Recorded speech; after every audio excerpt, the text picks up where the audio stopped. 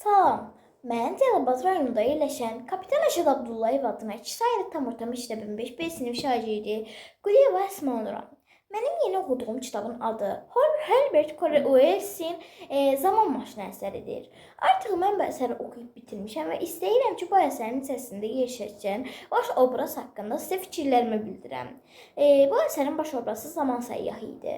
Zaman səyyahı həqiqətən də çox yaxşı bir obraz idi. O, digər insanlardan bəzi xüsusiyyətləri ilə fərqlənirdi. O, dahi və alim bir insan idi. Həm də insanlara qarşı çox mədəni yanaşır, insanlara qarşı xeyirxah olur, ağıllı və bilikli bir insan idi. Bu xüsusiyyətlər onu bir çox insandan fərqləndirirdi. O, hətta bir qısa müddətdə insanların sevimlisinə çevrilmişdi. Çünki o ilk dəfə zaman maşınını yaratmışdı.